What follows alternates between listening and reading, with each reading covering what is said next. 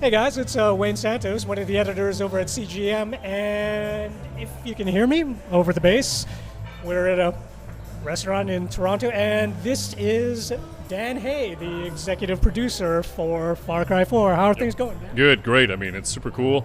We're right on the eve of sort of the reviews coming out and the launch of the game, and everybody's just feeling it. The team is all sort of waiting with anticipation of, you know, how is the world going to respond, and just seeing the game and giving the toy for the first time. We can't wait to see it. Now, for you guys, this is going to be the first time that you're putting out a game on, I guess we can't call them next gen anymore. Yeah, the current generation yeah. consoles, the Xbox One and the PS4. Was there much of a transition, any growing pains in making that transition over to the new generation? I think so. I think anytime you do anything that's different, anytime you make a move where you're talking about an increase in fidelity, you're talking about an increase in opportunity, there's always things that sort of catch you off guard.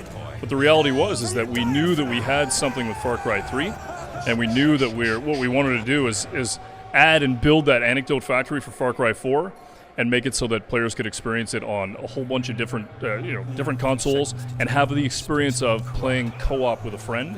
That was a huge move for us on Far Cry 4. Now, in terms of story, it's like, one of the things that the Far Cry franchise always seems to be doing is this whole struggle between the civilized man and the more brutal animalistic nature of man, and it's like how people deal with that. We still going to be seeing that sort of psychological wrestle going on with Far Cry 4? I think so. I think we built Far Cry to be an anecdote factory, but we also built this idea that you're a fish out of water, right? And the idea of being a fish out of water is truly going to a place that you've never been before, having an experience you've never had before, and understanding the idea of what we call the freedom, opportunity, and surprise that we're building with Far Cry. The freedom to go to a brand new location, the opportunity to see all these points of interest, and all these toys, and all these characters, and all these different places you can go, but the surprise that when you interact with them, or when you interact with the gameplay space or the world, that it doesn't behave exactly the way you'd think.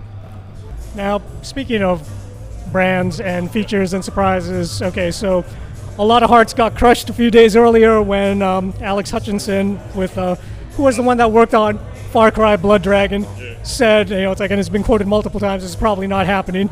But now the thing is that critically, and it's like from a fan perspective, Far Cry Blood Dragon did amazingly well. It's like everybody fell in love with it, and now you're the executive producer, so this is why I was asking about veto authority.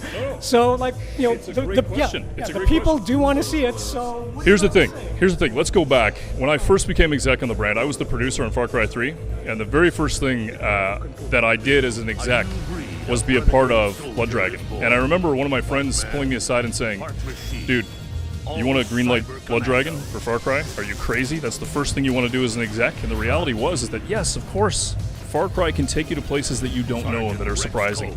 But the trick is it's got to be surprising to you.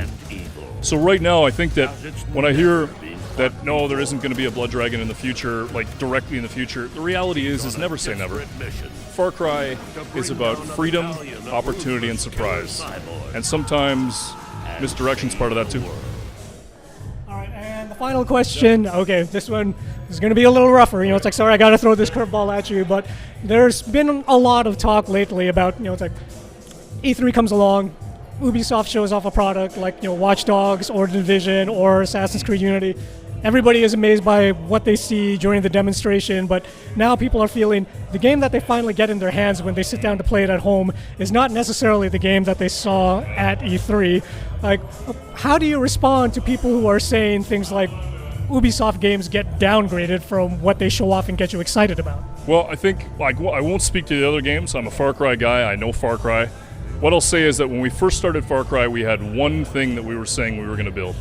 And if you remember the conversations from E3 and you remember the conversations about Pat Mateo, our game director, Pat, what do you want to make? Team, what do you want to make?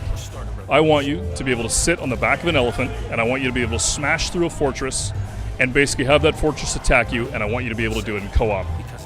And we built exactly that. You can play it right over there. And so where I feel good is that the promise of bringing co-op to the open world, the promise of bringing you to Kyrat, of meeting a brand new character that's vastly different from Voss, and giving you the freedom and the opportunity and surprise to play Far Cry, I feel like we did it.